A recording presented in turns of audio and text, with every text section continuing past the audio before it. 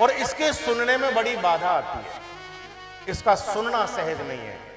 भाग्योदयेन बहुजन्म समर्जितेन सत्संगमं च लभते पुरुषो यदा वही।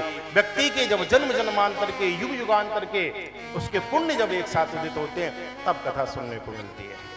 आप कह सकते हैं कि महाराज जी हमने तो 2 साल पहले ही सुनी थी, उसके बाद फिर हम वहां सुनाए, फिर उसके बाद हमने वहां सुनी, तो निश्चित आप परम सौभाग्यशाली हैं।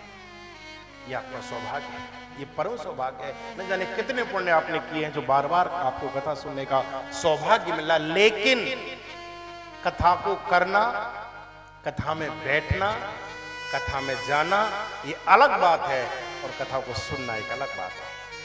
कथा में जाता तो हर कोई है, सब लोग जाते हैं, कथा में बैठते तो सब हैं, लेकिन सुन कितने पाते, सुन कितने पाते। सबसे महत्व की बात सुनना होती है।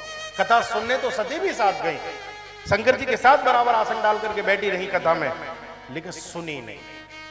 कथा में बैठने में और सुनने में अंतर हुआ करता है, अंतर हुआ करता है। इसलिए कहा गया है कि श्रोता 3 प्रकार के श्रोता हुआ करते हैं। हमने पिछली बार भी बताया था, श्रोता, सरोता और सोता।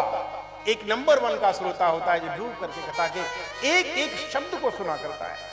जैसे कोई बड़े आदमी या बीमार हो जाते हैं, डॉक्टर के पास जब जाते हैं, तो जब डॉक्टर कहता है ये गोली इतने बजे, ये टैबलेट इतने बजे, ये कैप्सूल इतने बजे, ये खाली पेट, ये तब लेनी है, ये तब लेनी है, व्यक्ति मुंह फाड़ के डॉक्टर की बात सुना करता है, एक भी शब्द जाने नहीं देता, रट के आता है। बिना पढ़ा लिखा व्यक्ति भी रट के आता है, लल्ला वो लाल कागज वाली गोली वो बताई डॉक्टर साहब ने, सवेरे खाली पेट है, सब याद रहा करता है, सब याद। क्यों? क्योंकि मौत सिर पे खड़ी है ना, सब याद रहता है। ऐसे ही कथा को सुनना चाहिए, ऐसे ही कथा को डूब करके कथा को सुनो, डूब करके कथा को सुनो। एक एक शब्द भी इधर से उधर नहीं जाना चाहिए। ये 3 घंटे का इस समय ऐसा होता है जो हम भगवान के लिए होते हैं। 3 घंटे हमको ये नहीं पता होता कि हम पे पैसा कितना है, 3 घंटे हमको ये नहीं पता होता कि हम पे बच्चे कितने हैं, 3 घंटे ये नहीं पता होता कि घर में क्या क्या रखा हुआ है।